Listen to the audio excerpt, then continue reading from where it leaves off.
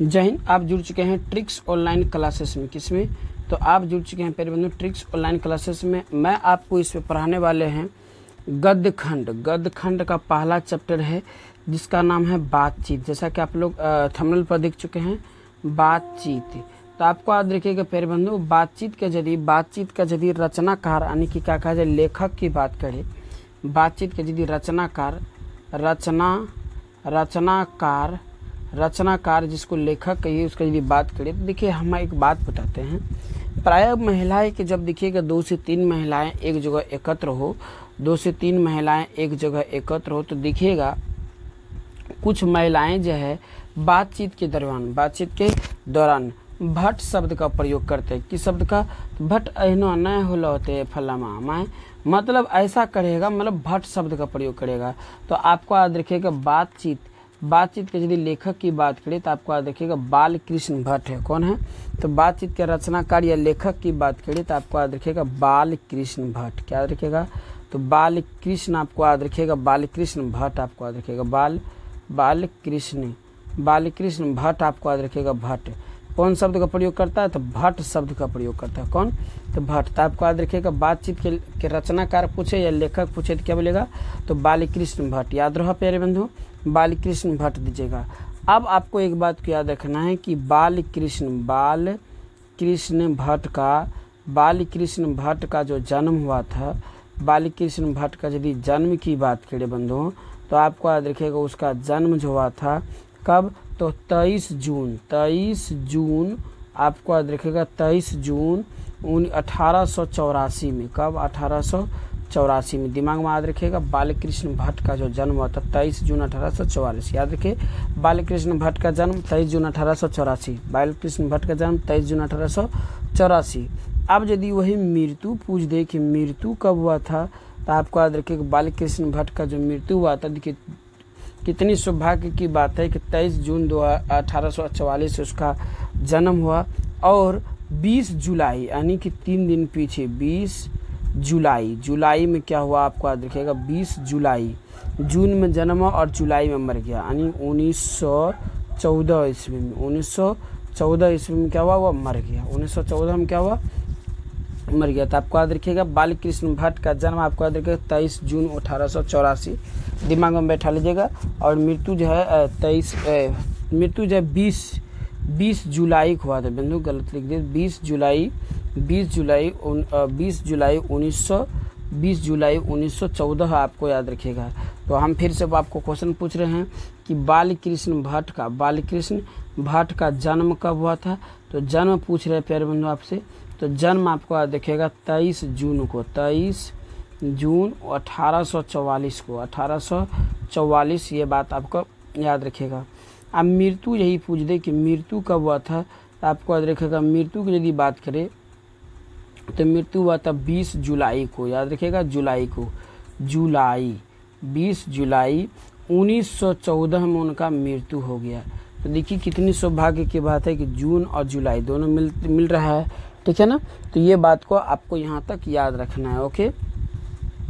आप क्वेश्चन पूछ दे कि बालकृष्ण भट्ट का निवास स्थल क्या है? निवास कौन पूछ दे? निवास स्थल पूछ दे। निवास स्थल यदि पूछ दे तो इसका जो निवास स्थल है इलाहाबाद उत्तर प्रदेश। अभी यह बट जाने के कारण यह इलाहाबाद में है, ठीक है ना। पहले इलाहाबाद उत्तर प्रदेश था, ठीक है ना। तो आपको याद रखिए इलाहाबाद उत्तर प्रदेश। क्या दीजिएगा? तो इलाहाबाद और अभी बट जाने की वजह से इलाहाबाद अलग हो गया और उधर हो गया उत्तर प्रदेश। तो आपको उत्तर प्रदेश इलाहाबाद उत्तर प्रदेश आपको याद रखिएगा। आप यदि इनका माता पिता का नाम पूछ दे तो बालकृष्ण भट्ट का माता का नाम प्यार हुआ आपको याद रखिएगा बालकृष्ण माता का नाम उनका आप रखिएगा बालकृष्ण भट्ट के माता का नाम जो था पार्वती देवी था। क्या था? पार्वती देवी। क्या याद रखिएगा? तो पार्वती देवी आपको याद रखिएगा, पार्वती देवी, ठीक है। पार्वती देवी याद रखिएगा। और यदि इन्हीं के पापा का नाम पूछ दे यानी पिता का नाम पूछ दे, क्या पूछ दे? पिता का नाम पूछ दे तो पिता का नाम आपको याद रखिएगा बेनी प्रसाद। क्या याद रखिएगा? बेनी बेनी प्रसाद आपको याद रखिएगा, बेनी प्रसाद भट्ट, क्या याद रखिएगा, तो बेनी प्रसाद भट्ट। क्लियर। बाल कृष्ण भट्ट के माता का नाम पूछे तो आपको याद रखिएगा पार्वती देवी, और पिता का नाम बेनी प्रसाद भट्ट।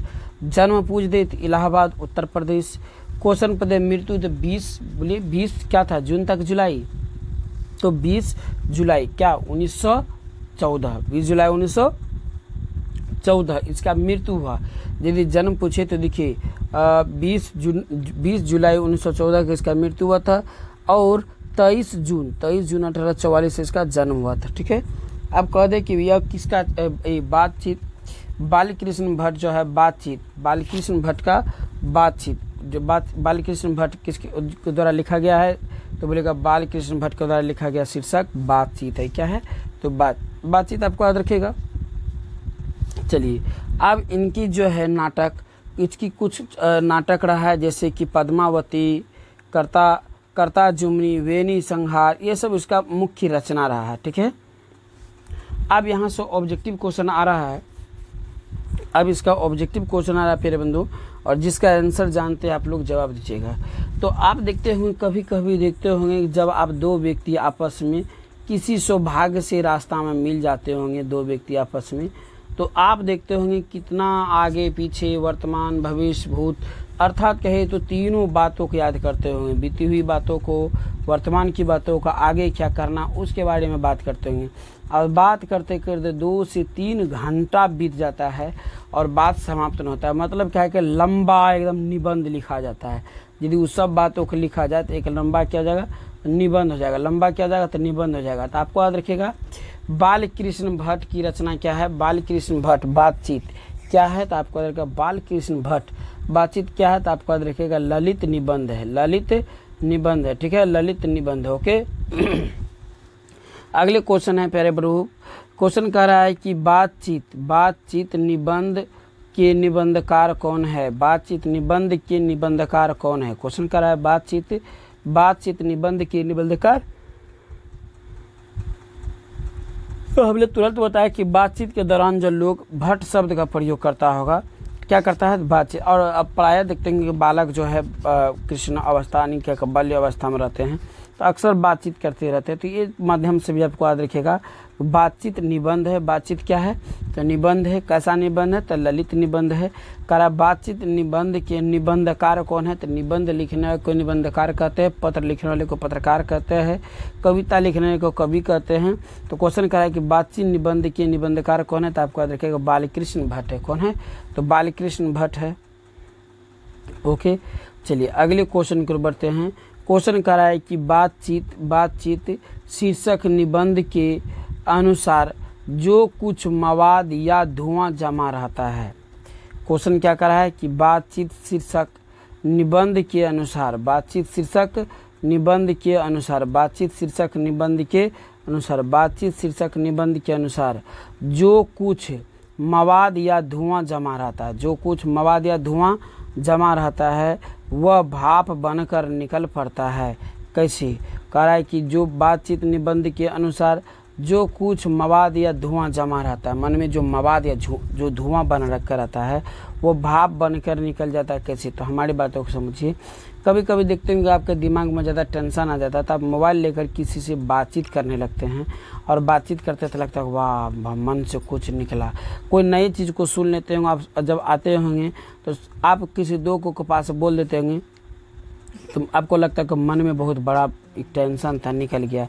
तो क्या, तो किसके जरिए जो भाप बन के निकल जाता है, बातचीत के जरिए जो वह भाप बन के क्या होता है बाहर निकल जाता है। किसके जरिए, तो बातचीत के जरिए वो भाप बनकर बाहर निकल जाता है। क्वेश्चन का आपका 4 नंबर का कि बालकृष्ण भट्ट के पिता पेशे से क्या थे।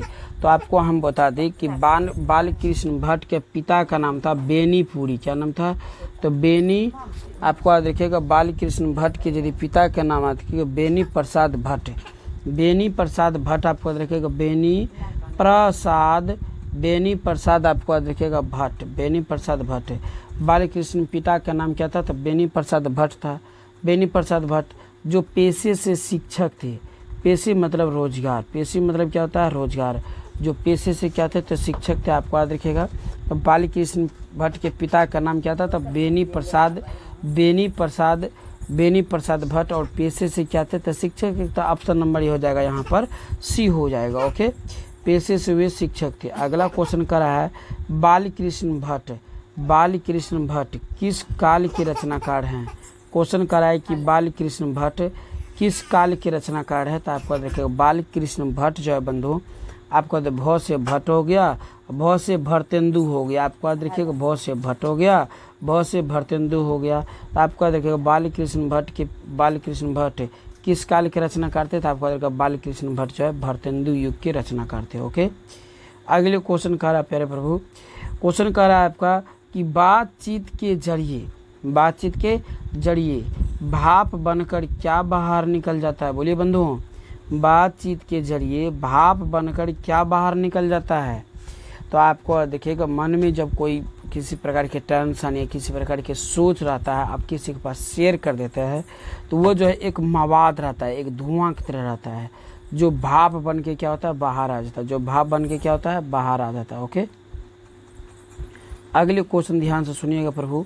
क्वेश्चन आपका क्या कह रहा है? ध्यान से सुनिएगा। क्वेश्चन कह रहा है 7 नंबर कि बालकृष्ण भट्ट के माता का नाम क्या था? अभी हम तुरंत बताते हैं कि बालकृष्ण भट्ट के माता का नाम, 4 ऑप्शन यहाँ पर ध्यान से देखिएगा। बालकृष्ण भट्ट के माता का नाम बहुत अच्छा पार्वती था। क्या था? पार्वती तो जो गृहिणी थी। और इनके पिता का नाम था बेनी प्रसाद भट्ट। क्या लगता?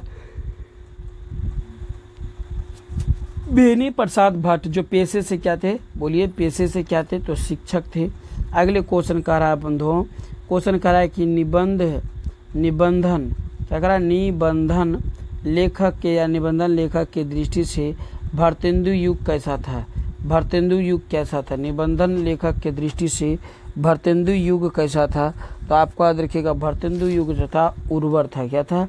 तो उर्वर था। भरतेंदु युग क्या था बंधुओं? तो आपको देखो उर्वर था। ठीक है, आपको हम इसमें जो है NCERT किसका? NCERT ऑब्जेक्टिव को हमने कवर करने का प्रयास किया था बंधुओं। आपको और इसी प्रकार के NCERT बुक का ऑब्जेक्टिव पढ़ना है, जो मोस्ट VVI क्वेश्चन होता है, सरकारी बुक जिसको कहा जाता है।